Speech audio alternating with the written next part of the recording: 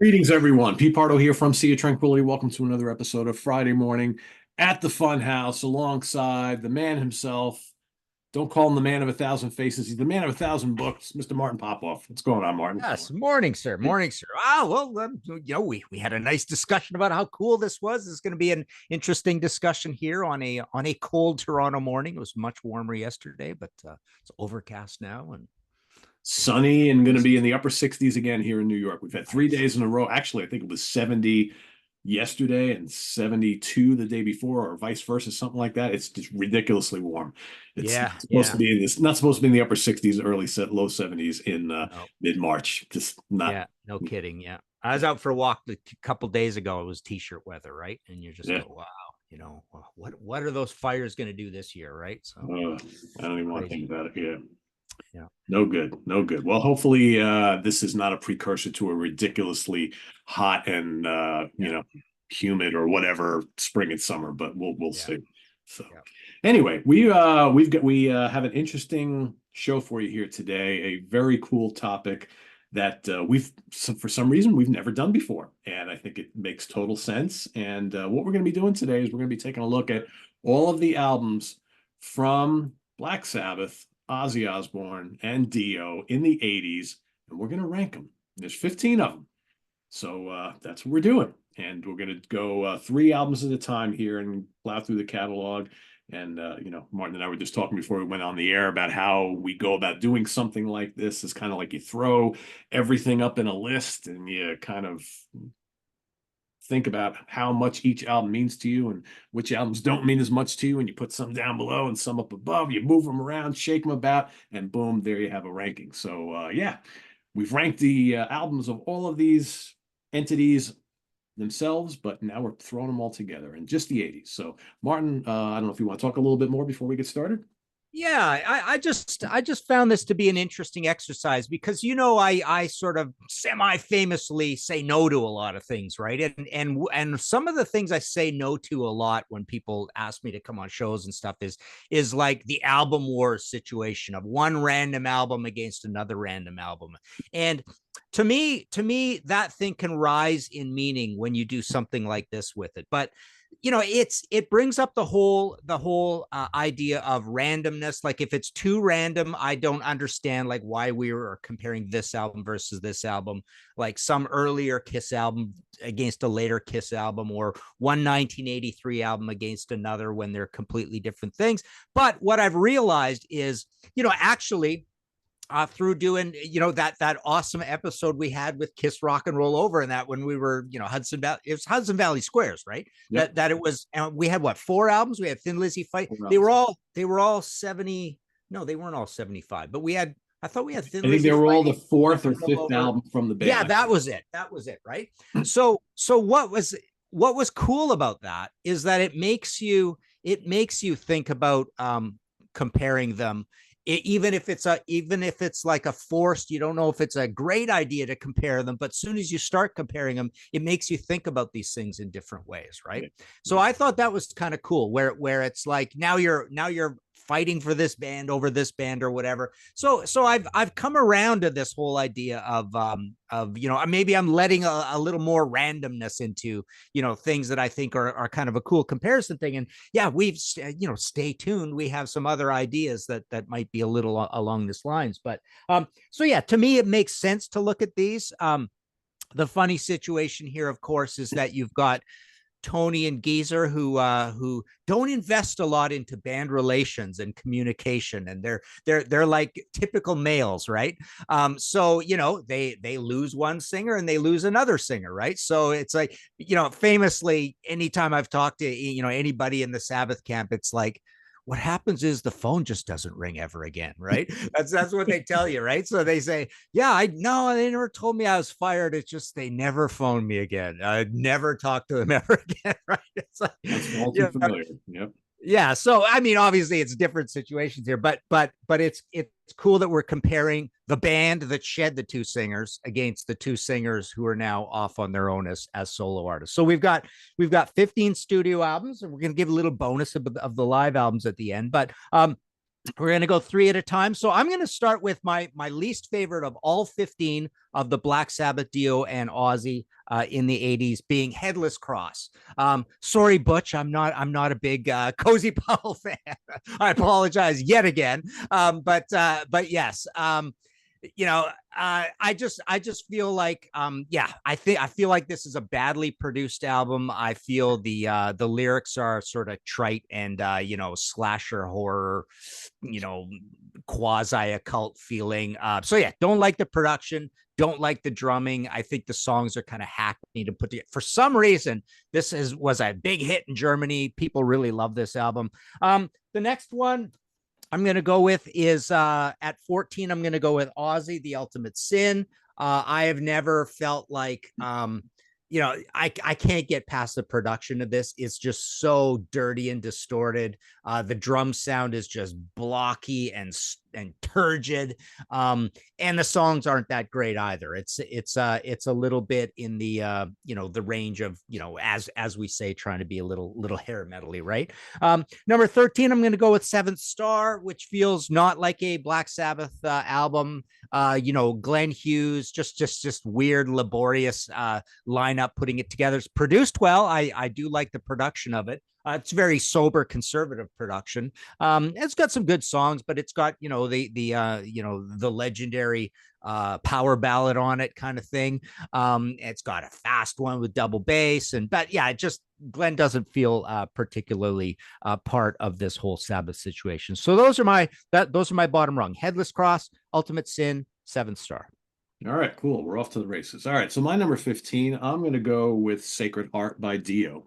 Okay. Last with Vivian Campbell. To me, of the first three, this is clearly my least favorite. And over the years, the one that comes after this, I have grown a lot more attached to than this one. I just find that this one is it's certainly much, much more melodic and commercial. I think the band was really kind of searching for another big hit, kind of like what they had on the first album. There's some bangers on here for sure. King of Rock and Roll is great. Like the Beat of a Heart is pretty good. Shoot Shoot's good. Title track is great. Rock and Roll Children, Hungry for Heaven, kind of like average, trying to be too commercial Dio. So that's my number 15. My number 14, I'm going to go with The Ultimate Sin. I kind of agree with a lot of what you said. And I think that my issues with this album are the same issues that I have with Sacred Heart. It's just very light and commercial, Ozzy, kind of hair metally. That being said, some great playing from Jakey Lee on here. There are some good songs. I really like Killer of Giants. Lightning Strikes is great. Shot in the Dark is a great kind of like pop metal track, but The Ultimate Sin is good. But there's some stuff that's pretty good, some stuff that's not so great. Production is a little too clean and crisp for me. So that's my number 14. And my number 13, Martin, if you have it, No Rest for the Wicked. Yep, there we go. And that is the debut album with Zakk Wylde. I think it's a solid Ozzy record. I think Zakk sounds great on it. My problem is that album for me is very front loaded. Miracle Man, Crazy Babies, Devil's Daughter, all three hot tracks. Breaking All the Rules is pretty good. After that, it kind of falls off a cliff for me and sounds kind of like generic to my ears, but good enough album. Pretty solid album. Nice debut for Zakk in Ozzy. So Sacred Heart 15, Ultimate Sin 14, and No Rest for the Wicked 13 for me. Okay. So number 12 for me, I'm going to go with No Rest for the Wicked. I quite like this album. I like the production of it. It's got this tight, slightly eccentric production. I love it. It maybe is front loaded as well. But I love Miracle Man. Miracle Man is really, really high up there for favorite Ozzy tracks. Just an awesome track. I feel like this album has a real sort of badass quality to it. It just really feels like a gang rock and take no prisoners. I'm kind of thinking it should have been higher in this trio that I've got here. But yeah, I've always been a fan of this album. I really like that it doesn't feel like a hair metal album at all at the height of hair metal, which is pretty cool. Like he really zigged, right? And I think that has to do with getting this young New Jersey firecracker in Zakk Wylde into the band. And yeah, I think they made great music together. My number 11 is The Eternal Idol. I've often argued that of all the Tony Martin albums, this just happens to be the one where all the best songs fall onto this one almost randomly. I mean, it's not random because it's the first one and then there's a bunch after, but I just think The Shining and Hard Life to Love, definitely Glory Ride on here, Born to Lose. There's just a lot of you know, subtly, it's almost like the Michael Schenker hair metal version of the Geronimo riff that you get out of Tony on this album. It's just like big epic sort of stadium rock sort of songs on this. It's just got a lot of excitement to it. So yeah, it's the one I gravitate to for sure of all the Tony Martin albums. And then I'm gonna go with Sacred Heart. Next, I feel like this again, like The Ultimate Sin, I find the recording harsh, noisy, hard to listen to. The songs are a little somber. He sounds a little depressed on this album, and that might be because things are more or less starting to fall apart a little bit. It's got a terrible album cover. So there you go. No Rest, Eternal Idol, and Sacred Heart. Cool. All right, I'm going to go number 12 with Dream Evil. First album after Vivian leaves. Craig Goldie, I think, does a fine job on this album. I enjoy this album quite a bit. I think it's a nice, ballsy, heavy album. And kind of like No Rest for the Wicked, this was a new guitar player, kind of a signal, kind of a new direction. Certainly a heavier album, not as glossy as the Sacred Heart album. And, title track is great. Sunset Superman, Cranks, Naked in the Rain. You got the kind of the one poppy kind of hit, All the Fools Sailed Away. But man, I think there's some just banging stuff on here. Night People is great. I really enjoyed this a lot. And I remember back in the day being kind of like, it's good. But I think over time, it's grown on me quite a bit. So that's my number 12. And number 11, I'm going to go with The Eternal Idol. I like the production of this album. I think it's a great debut for Tony Martin. There's some great songs on here. I think I like some songs on the follow-up a little bit more. I had a hard time deciding between the two because I think I usually rate them kind of equally. But man, The Shining is just absolutely terrific. Title track is great. I love Scarlet Pimpernel. Glory Ride is a banger. Really, really strong album. I like it a lot. And my number 10, I'm going to go with Bark at the Moon. This is one of those albums I think back in the day, Martin. I absolutely love this. I listen to it all the time. I don't think I love it as much as I used to. I still think it's a very strong Ozzy record. And I think Jakey Lee is the star of the show here. But here you can kind of see where they were going with Ultimate Sin, right? But the title track is an absolute classic. There's a handful of really great tracks on here. I like the production of the album. I saw the tour. The tour was immense. So I still have fond memories of it, and I still enjoy it. I just don't think I like it as much as I used to back, God, 35, 40 years ago. But it's still really good. It's my number 10. So. Mm-hmm. Cool. All right. My number 9, I'm going with Blizzard of Oz. I remember when this came out, we were all kind of ticked off at it because it had 2 disco songs on it, in Crazy Train, and I don't know. Yeah, that's what we thought.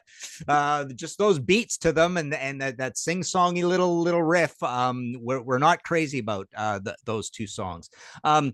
But and then some of the rest of it wasn't that heavy. So yeah, it was kind of surprising that it was chummy sounding, but not particularly heavy, right? My next one, I'm going to go with Born Again, the controversial sort of, badly recorded, etc. But yeah, I just love the whole concept of just how, again, badass, but badass in a different way than No Rest for the Wicked is. But this just seems like, you could just hear them, Ian's living in that tent and blowing things up and ending up in the pond and all that kind of stuff on this, right? Getting trashed, right? Because that's what this sounds like. It's like their Motley Crue album in a way, right? But and I love the whole second side actually more than the first side now. It used to be the other way around because the first side's like the flashy one with all the controversial songs, and the second side just kind of gets down to business, and just kind of rocks out. So yeah, I like that a lot. And then next I've got Diary of a Madman, and 3 CDs of that and 1 vinyl. So Diary, I love Diary to death.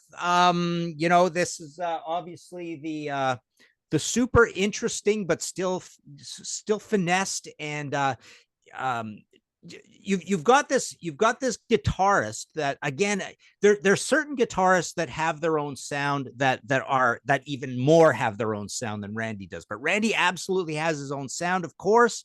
But to me, it's a little bit in that subtle zone of a Michael Schenker, where you gotta really kind of be attuned to guitars to understand, the coolness of it as sound. This kind of like overdriven.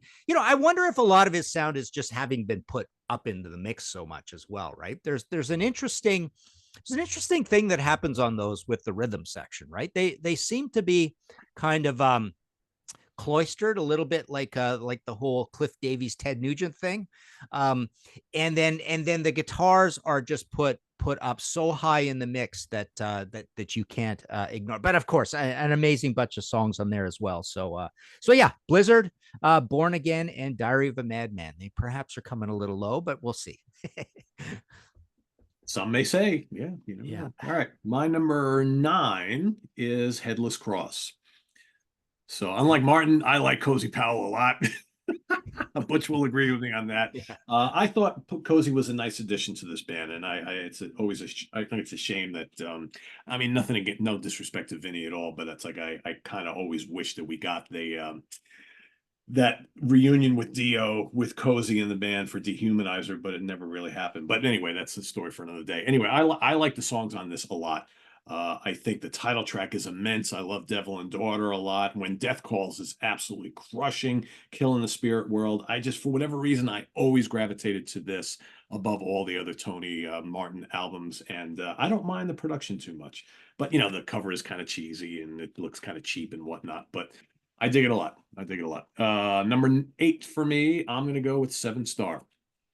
I'm a massive Wow, Glenn Hughes pretty fan. I high, think yeah. he sounds terrific on here. Should this be a Black Sabbath album? Maybe not. But I think it's a terrific album, regardless of what you call it. I love In for the Kill. I love Danger Zone. I think the title track is cool and bluesy. Heart Like a Wheel is bluesy. Turn to Stone is kick ass. No Stranger to Love. That's a misfire. I think, it's a decent enough song, but that shouldn't have been on this album. It's a really short album. I like the production. I hate the cover.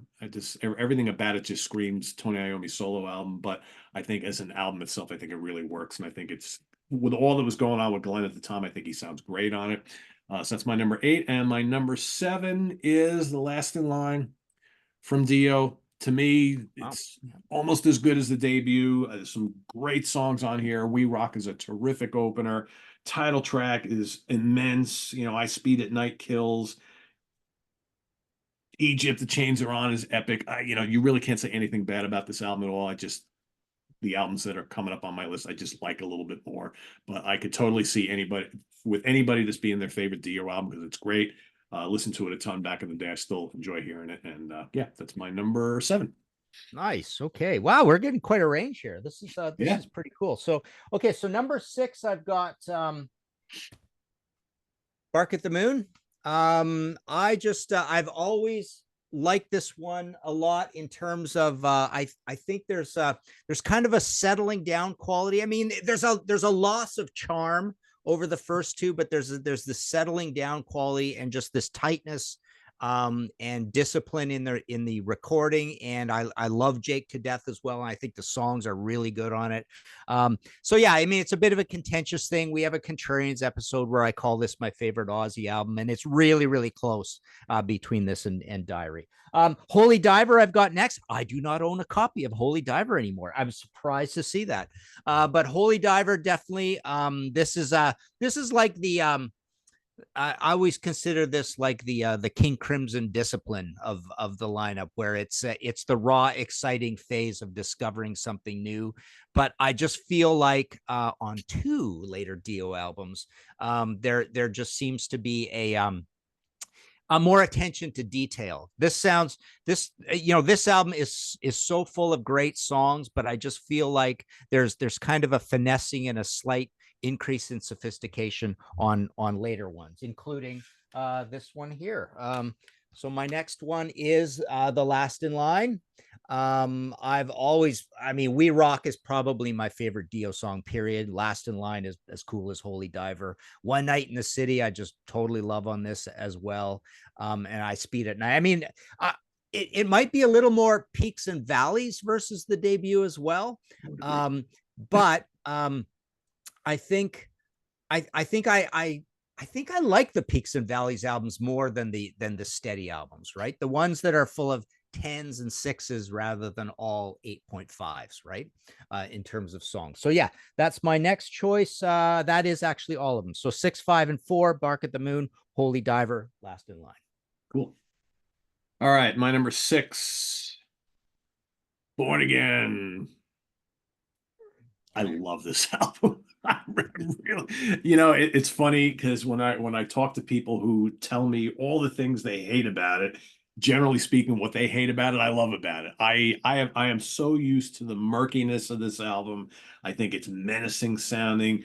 Uh, Gillan just sounds immense on this. He's just screaming up a storm. He sounds so evil. Tony's guitars are just dark and just crushing. And man, there's just some banger songs on here. I mean, Disturbing the Priest, Zero the Hero, Digital Bitch. I love the title track. Hotline is just absolutely terrific. And I even think Keep It Warm is good. And oh, yeah, Trash is good too. Just for me, though, I think the one thing I have to say about this album all these years later is if you get the remaster, it's got this song called The Fallen on it, which was the song that they left off the album. It's killer. It's as good as anything else on here. So throw away the two, the wasted instrumental tracks. Get rid of them and put The Fallen on here, and you've got an like close to a 10 out of 10 album for me anyway. So yeah, that's my number 6. I wish that lineup stayed together a little longer, but whatever. Number 5, I'm gonna go with Blizzard of Oz. I think, when this came out, I listened to this a ton. I loved it to death. I still really like it. But over the years, the separation between this and Diary, I think, really has shown. I don't like the production as much on this album. I agree with you with Randy. They produced him perfectly on Diary. I don't think he's produced perfectly on here, even though there's some groundbreaking guitar playing on this album. Some classic songs for sure, but that's my number 5. And my number 4 is going to be Holy Diver. It's my favorite Dio album. Love the cover, love the songs. To me, there's not a weak track on here at all. And Stand Up and Shout and Holy Diver is one of the best 1-2 punches of all time. Love Gypsy. Don't Talk to Strangers is classic. It's ranks up there with my favorites on the album. And Rainbow in the Dark is a classic single. So yeah, just love this brand new lineup. It is kind of raw and uncompromising, and I agree with. I think they would get a little more refined going forward. But for me, it's all about the songs, and that's all of my favorites from the band. So that's my number. Nice. Born Again, Blizzard, and Holy Diver. Okay, cool.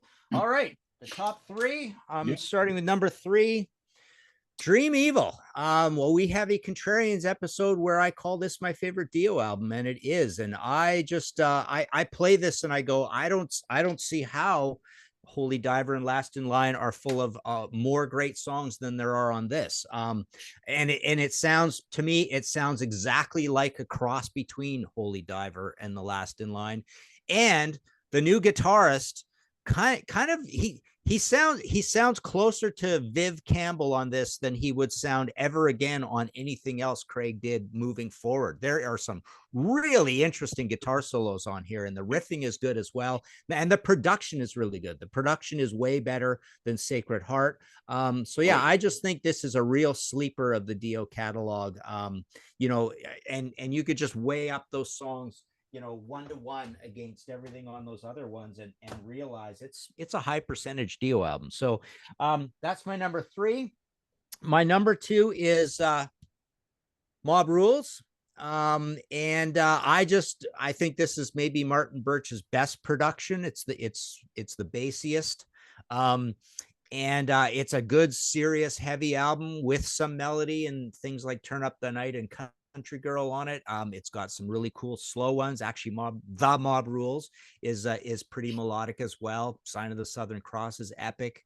Over and Over is my least favorite song on it, but yeah, I just think this is a classic, and this is one in album wars that is starting to beat Heaven and Hell fairly regularly out there in the wild, right? And so yeah, my last choice, my first choice for the greatest of this entire run is Heaven and Hell. I think this is just such a cool, serious album. they just sound so on point, laser focused. The arrangements are simple. It is a vital and tight and urgent Martin Birch recording. It's one of those where it's things are compressed into the middle, and I just think they sound like a band on a mission here. Yeah. And I'll just add, you know, I just realized this. All five of my top five have Ronnie at the helm, and I just feel like when Sabbath loses their singers and starts having different people, and Ozzy, let's go through them one by one. So Sabbath, I feel like they become a fragmented situation. Ozzy, I can never sort of erase that sort of feeling that this is kind of like a Sunset Strip California put together slightly corporate situation. We start hearing the wars about who's really writing the songs and all that kind of stuff. Different lineup on every album, Yeah, so it feels less serious to me. The guy who is like the serious artist who is really trying to craft something different and is really excited about making metal through the 80s is Ronnie, and I think that shows through and shines, and that's why wow, my top 5 out of all 15 are Ronnie albums. Yeah. Yeah. I mean, I agree with everything you said there. And I think he was the one, to my eyes anyway, is the one who really wanted to keep a band going, right? Let's do the best band we possibly can. Where with Sabbath, it was the revolving door constantly. Same thing with Ozzy, and I think Ronnie really at his heart, because I think if I'm sure you've talked to him, right? He probably never really wanted Sabbath to break up, right? But all those things that happened was kind of out of his control. But I think I always got the impression that Ronnie really wanted a solid, consistent band, and that's what he always strove to do. And so, not surprising. All right, my top three. I'm going to go number three, Diary of a Madman. It's a masterpiece in my eyes. Yeah. Best guitar performance from Randy Rhoads. Unfortunately, we don't have a lot of them, but to me, this album sounds leagues better than the debut. And I think his guitar playing, even, we're talking like what, less than a year. And some of the stuff he's playing on this album just to me blows away most of everything on the debut. Title track is immense. Over the Mountain, Flying High Again, You Can't Go Rock and Roll. All great stuff. Love it, love it, love it. Love the songwriting. So this is interesting. I have talked about this ad nauseum for 40 years. That Mob Rules and Heaven and Hell are very, very special albums to me. And I have always said that my favorite of the two is Heaven and Hell. I've always said that, but it's really close. I'm going to say it again today, Martin, but I will. The reason I'm bringing it up is because I think for the first time in 40 years, I'm starting to feel a little warmer to Mob Rules. I don't think I'm quite going to declare yet that it's my favorite over Heaven and Hell. But I find that when I go to listen to these two albums, of late, meaning the last year or so, I tend to reach for this one first. Maybe it's because I've heard this one way more many times over the years, I guess. Maybe not way more, but I think I agree with it. This is my favorite Martin Birch production. This is amazing how different these albums sound. Here you got the same guy producing, and he did the same thing with Blue Oyster Cult, right? Those two albums he did with Blue Oyster Cult, they don't sound at all alike at all from a production standpoint. I mean, this is an immense production here. Never mind the fact that there's just classic songs on here. I think Geezer sounds awesome on here. The riffing is great. Ronnie sounds terrific. I love the drum sound on it. Just really crushing production.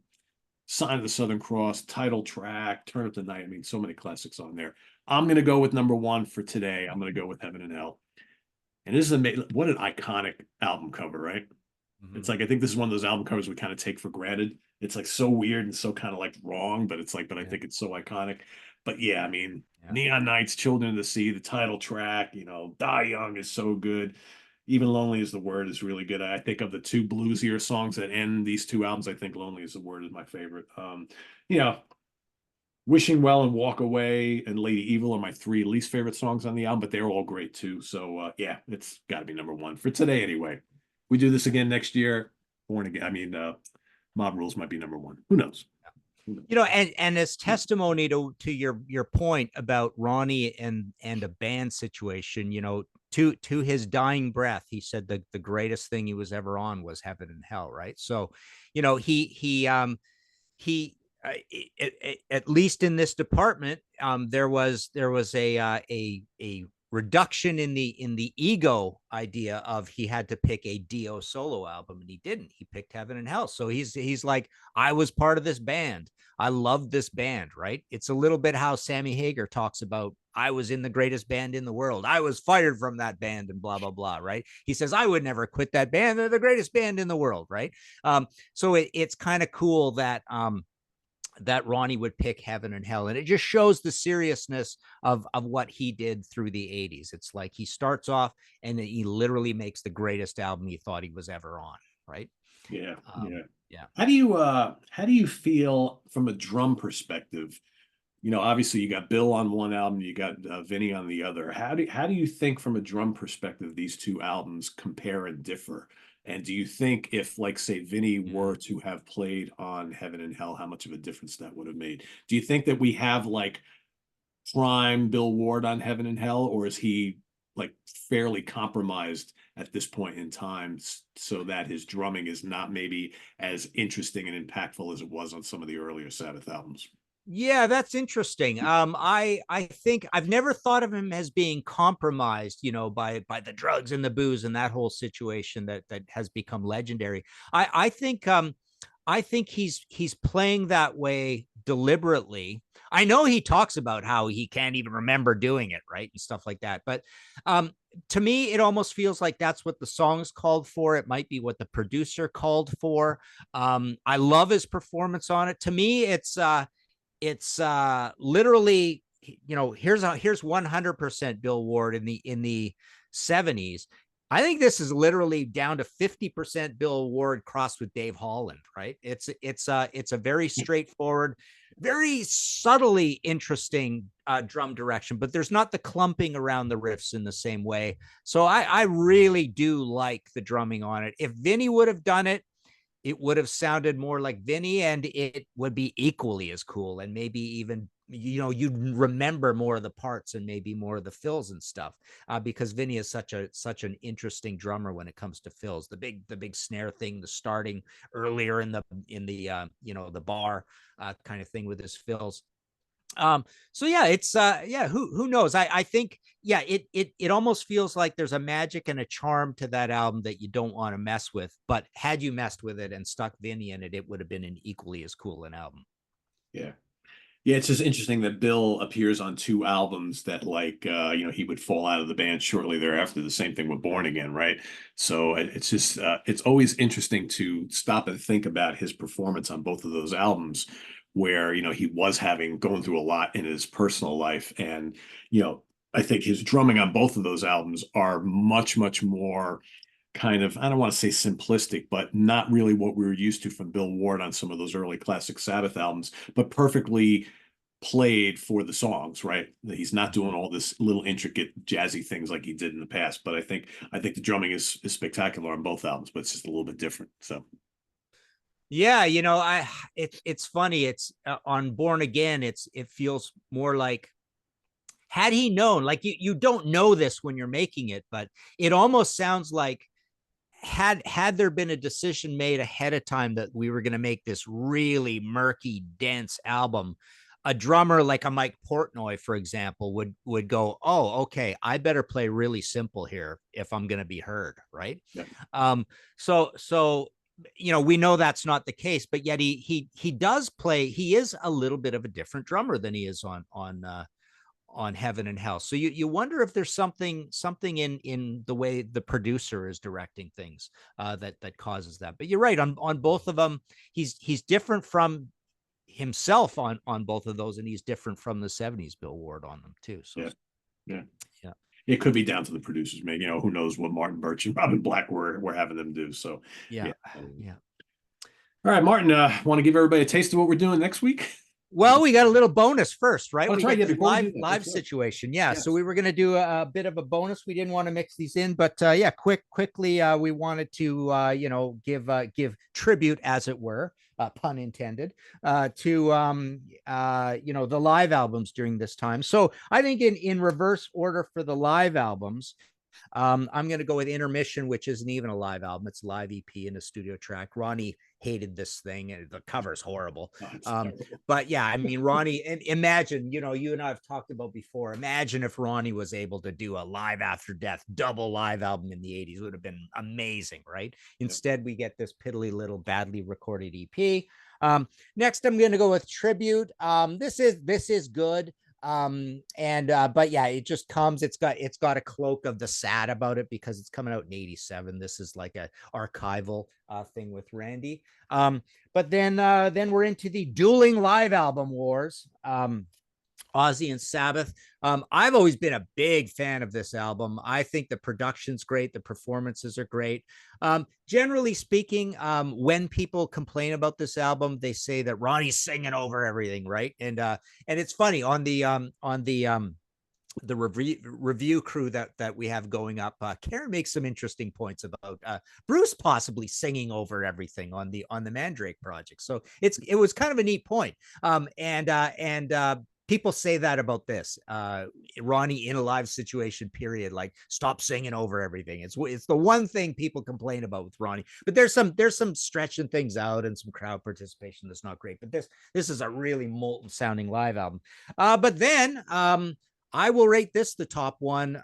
People complain about this one as well. A lot of people don't like this. I think it is a very compromised live album, as we've found out. But yeah, the moment this came out, I thought this is literally the best versions of all these old Sabbath songs I think we've ever heard live, and it's Brad Gillis on guitar, which is pretty bizarre. So that's my rating of the live stuff. I feel like I'm talking to Butch just now. Jesus. Oh yeah. he says the exact same thing all the time. Like, yeah. All right, I'm going to go with Intermission first. Yeah. I used to have that on LP. I'd never bothered to get that again because it's not very good. There they are. That's my number 4. I'm going to go with Speak of the Devil at number 3. I think it sounds great. I agree with you. I think Brad Gillis is on fire on here. I just don't really want to hear these Sabbath classics played like that. That's just me. That's a me thing. That's I remember when I hated this when it first came out, because remember, you had the two camps. You were either with Live Evil or you're with Speak of the Devil, and I was with Live Evil all the way. But I can listen to this and enjoy it now, mostly for the spectacularness of Brad Gillis's guitar playing. I think for a guy. By the way, Pete, let me just add in as well. I think this is maybe the greatest Tommy Aldridge album of all time. Oh, he's killer on here. Yeah, 100%. Yeah, he's really great on here. I'm going to go with Tribute at number 2. To me, they should have released that like shortly after Randy died. I don't know why they waited all those years, but I think it's still really good. It's maybe not a perfect live representation of all that he brought to the table, but I think his performances on those recordings are really, really good. Number 1, I'm going to go with Live Evil. And I will say, so this is the older CD. This is the remaster from God, whatever year this came out. Martin, I don't know if you've heard it. You got to go hear the new remix that they released last year. The remix of Live Evil blows this away. It's like you're hearing Live Evil for the first time in a totally different light. And seriously, go check it out. You can probably listen to it on Spotify or YouTube or something like that. The remix is a revelation. And so that is number 1 for me. So I'm just going to go grab it. I have it in the closet here somewhere, but yeah, very cool. All right, now that we got that out of the way, next week. Yeah, so next week, because we had so much fun with this one, the idea, and it's a little more daunting, is we are going to mix the catalogs together and rank them of the big 4 of the 70s, but just the 70s stuff. So every Led Zeppelin album, every Black Sabbath album, every Deep Purple album, and every Heap album, right? That was the plan. Yeah, so we'll give a big old ranking of all of that. So that should be fun. And before people start screaming, why no Priest? Why no Budgie? Well, we're kind of going with the initial big 4, right? So that's kind of what we're going with here. So it's tough enough without having to throw Priest into the mix or anybody else. I think 4 is enough. I don't know, Martin, have you counted up the albums and you know how many we got? No, I haven't. No. All right. And it's just the 70s, so we're not including the first 2 Zeppelin albums, right? Well, no, let's include those. Yeah. So everything up to 1979. Yeah. Yeah. Okay. All right. Yeah. So that's what we're doing next week. So for everybody watching, start doing your homework. Gary Joyce, get everybody in line, get everybody to start ranking those four catalogs from the 70s. It's going to be a tough one, but it should be lots of fun, I think. So Martin, what's cooking on your end? I know you have a very cool new Thin Lizzy book in. You want to show that off again? Yeah. So we've got the Thin Lizzy. So what do we got here? There's the Lizzy, and there's the Robert Plant. So these are the latest two of the panel series. And yeah, honesty is no excuse. Just packing up a lot of these, sending them out. And yeah, so all of that's at martinpopoff.com with the PayPal buttons and whatnot. Still got the audio podcast going, History in 5 Songs with Martin Popoff. Can't remember what was my last one. I did the 3 in a row that were looking at old Led Zeppelin and old Black Sabbath reviews. That was kind of cool. Oh yeah, that's what it was. So the last one was why are there cover songs on debut albums, and the different reasons and the different purposes they serve. So I did that. And Contrarians, we had our album cover show. We've had some other good ones go up, and a cool one was the value of new old music. That was a really neat debate about how finding old bands and old catalogs that you didn't really pay attention to, is that as valid or even more valid or more interesting or less interesting than finding new bands, period. Swear to God. Yeah. I remember mentioning and saying stupid things in that one, like if someone paid me $100,000, I could just go, and said you could have 1 or 2 catalogs for the rest of your life, for the rest of your music. I'd probably take it in some. And I remember mentioning Tears for Fears, right? I don't really mean that because it's not a long catalog, but I remember mentioning that because various Contrarians people all the time are raving about certain things, right? And people are saying how the latest couple of Tears for Fears albums are absolute masterpieces and all this. I've never paid any attention to them, but a different one that I went and went, I mean, I wish I had more years on this planet to listen to all this stuff, but the Peter Hamill catalog, right? Oh That yeah. thing is like 29 records long or something. And I went through and I was playing tons and tons of stuff from all of them. And I own a ton of them, and I don't even know much about most of them, right? But it's like, if someone told me this is the only catalog you can have for the rest of your life, I'd go, that's probably enough. Because just learning all this would be so cool and so fun, right?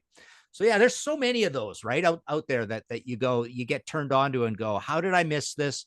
And I could take 2 weeks and listen to nothing but this catalog and But learn that, this yeah, sort of thing. yeah, exactly.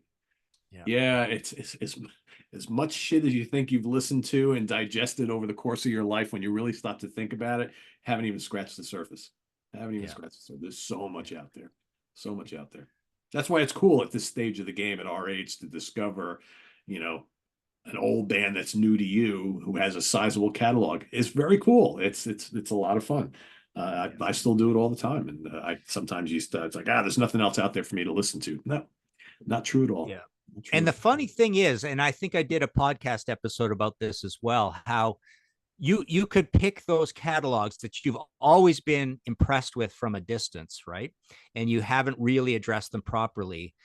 And in your mind, you love the whole personality and the world they created, right?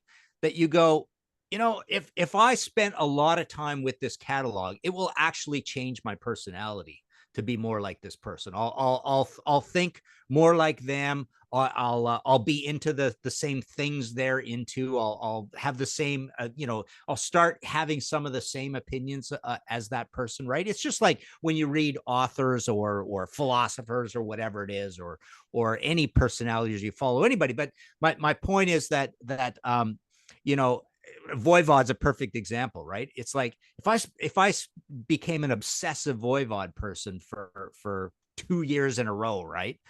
Your personality would move towards Snake and Michelle, right? Kind of thing. You'd start just being like them a little bit more. So it's kind of cool. That's the good thing about art, right? Yeah. Well, you're listening to the music. You're probably going and reading books and magazines and articles, and you're just immersing yourself in everything that is Voivod, right? Come to think of it, Ryan Scow is Voivod.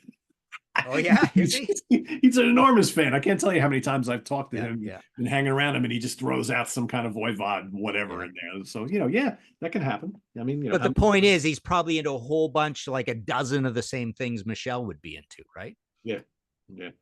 Yeah. So, or Piggy or any of those guys, right? Yeah, Yeah. exactly. Yeah. Cool. All right. So, what do we got coming up on the channel? Ken Golden will be taking Martin's place in the Zoom in just a couple hours. We got the professor's picks coming up at 3 p.m. Eastern Standard Time. Tomorrow is the review crew episode that Martin referenced before. So, basically, Jamie Laszlo and his cast of merry men and ladies will be debating the brand new Judas Priest and Bruce Dickinson albums, talking about them, putting them up against each other. So it's a very fun episode. Don't miss that on Saturday evening. And then Sunday, I have the crazy task of ranking the catalog of Creator, the great German thrash legend. So that's coming up Sunday morning. So lots happening over the next couple of days. Don't miss any of it. And of course, Monday is Hudson Valley Squares Day once again. And another fun episode planned for Monday. Speaking of Judas Priest, we are all going to be creating the ultimate Judas Priest greatest hits CD. All right. So each one of us are going to look over the entire Priest catalog and put together what we feel makes the strongest Judas Priest compilation, roughly CD length, 60 to 70 minutes, right? That sort of thing. So tune in to see the Hudson Valley Squares with their Priest compilations. That's coming up on Monday. Till then, visit us on the web at www.seatranquility.org. We're on Facebook. We're on YouTube all together all the damn time. Please subscribe if you haven't already and click on that notification bell so you get alerted of all of our content as it posts. And please do hit the like button before you leave. Head on over to martinpopoff.com to pick up that new Thin Lizzy, Robert Plant book and anything else you might have missed. And we'll see you back here next week at the Funhouse for Martin Popoff. I'm Pete Pardo. Enjoy your weekend, everybody. Take care. Bye-bye.